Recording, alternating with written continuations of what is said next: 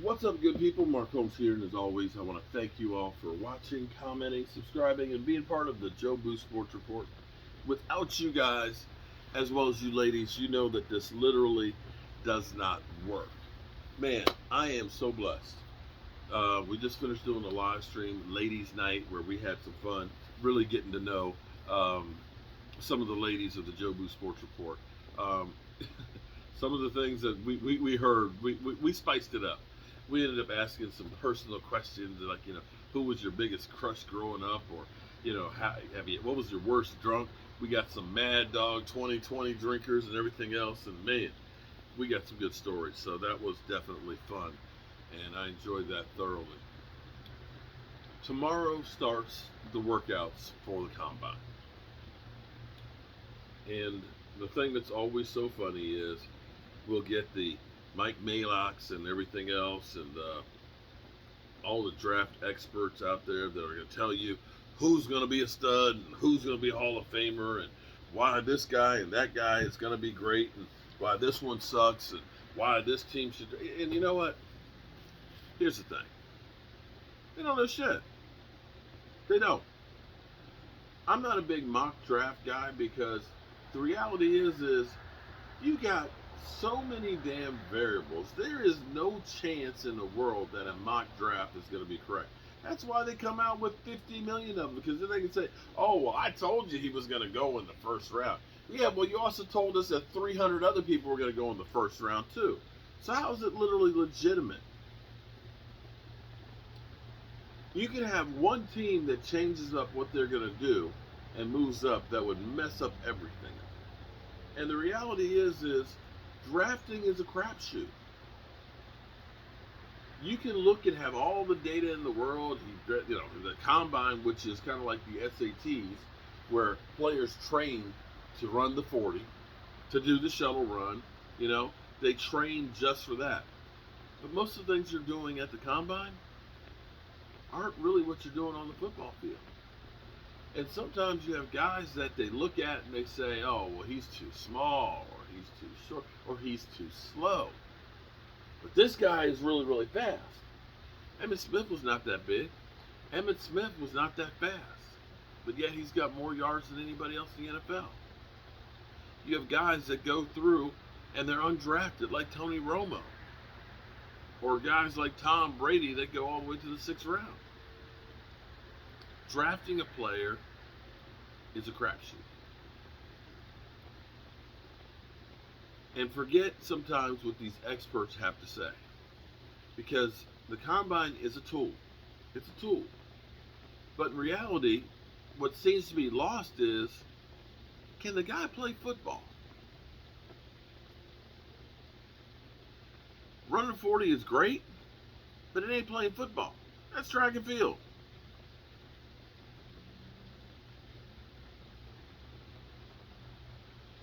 Russell Wilson went in the 3rd round. And I remember, because I equated him to Dak Prescott, they said if you need a backup quarterback, then Russell Wilson might be good for a couple of games a year as a backup. Nobody thought he could be a starter. And all the people that are trashing Dak Prescott were the same ones that are saying that, nah, he'll never make it in the NFL. He'll be a bum. But Paxton Lynch, now that's a player right there that you need to get. In fact, the Cowboys tried to get Paxton Lynch, and thank God they didn't. People told us to get Johnny Manziel. The experts, I remember, they said that Jerry Jones was intent on getting Johnny Manziel and would do anything that it took, including moving up to get him. Yeah. So, the big discussion here has been lately Amari Cooper.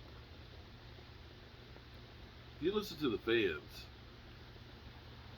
I've got fans that are saying they want to start a petition to make sure Amari Cooper stays.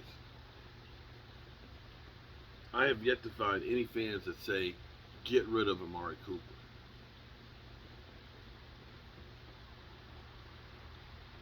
The only ones I hear saying get rid of Amari Cooper sounds like Jerry and Stephen Jones.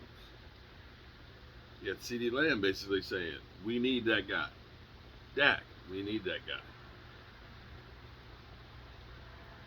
I know the Cowboys are in a financial problem here, but I looked at Kansas City being in a financial bind where they only had like $8 million, and somehow they found a way to get Pat Mahomes' deal done, as well as sign a bunch of free agents that helped them go on to win the Super Bowl.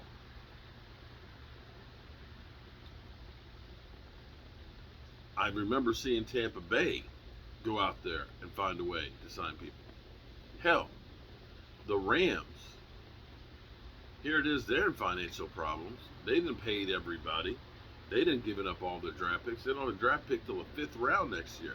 But they ain't stopped them. They're working on a new deal for Aaron Donald. So how is it that the Cowboys that have been masters of the cap and finding money, doing all kinds of new things and putting voidable years on contracts, how is it the Dallas Cowboys can't seem to do what other teams are doing? I don't understand that one. Sometimes I get people that say Cowboys aren't really about winning as much as they are for selling hope and drama and making money. And if that's the goal, well, they're achieving it because they're always talked about. They're always making money. And they're not winning.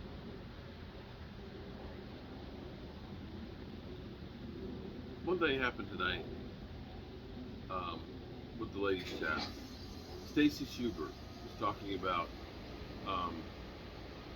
one of the groundskeeper at the school that she works at. 49-year-old man had a heart attack and died. Big Cowboy fan. I've said, as I've gotten on keto and trying to take care of myself better, knowing that I'm getting older and thinking that I want to be around for the next Cowboys Super Bowl. And hearing about a guy who's 7 years younger than me having a heart attack and dying puts life into perspective. I always say, or I always come out here every night because I like to reflect on what I accomplished for the day. Did I do everything I could to be a better person, to achieve and stuff? I'm not a rich man. I don't think I'll ever be a rich man as far as money goes.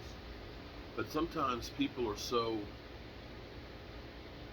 busy focusing in on how much money they can make. And sometimes they have so much money, they have more money than their kids would ever be able to spend. That they are poor in relationships.